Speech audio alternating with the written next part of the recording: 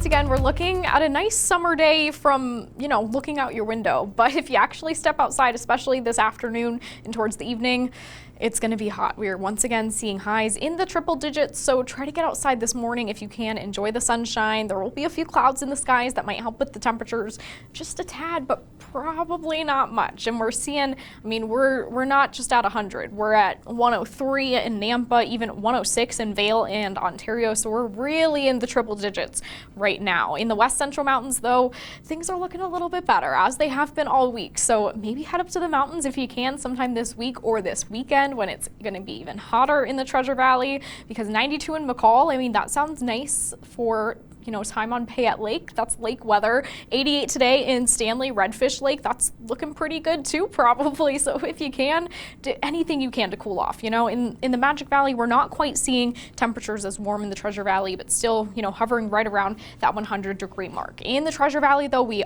are hot enough now that we have a heat advisory in effect. That goes into effect at noon today. Everywhere in orange is impacted, including the Treasure Valley here. And that right now is going to last through Saturday. Now, things might change as, we get closer towards the weekend and temperatures adjust by a degree or two. We might see changes with that heat advisory, or maybe even an excessive heat warning, but we'll keep you updated on any changes there. Now, another thing to keep in mind, there is a fire weather watch in the East Central Mountains.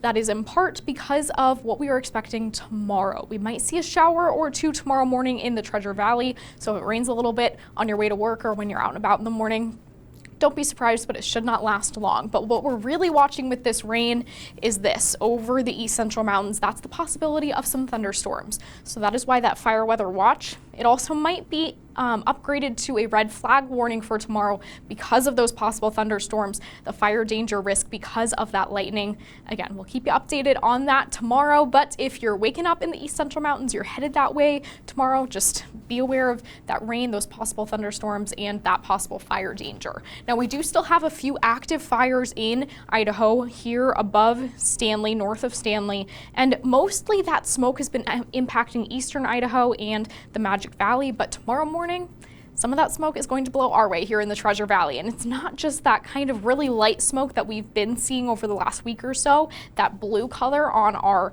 forecast here, but we're seeing that green, that yellow, that indicates some heavier smoke headed our way. So if it's looking even hazier than it has been outside tomorrow morning, that is why. Something to be aware of, just looking ahead. But continuing to look ahead in the Treasure Valley, we're looking at 103 for a high today. And then the next few days, we're going to hover right around that 103, 104, kind of bounce back and forth. But Sunday, that's what we're really watching now. As we get closer, this number just keeps getting worse. If you remember yesterday, it was about 105 is what we were expecting.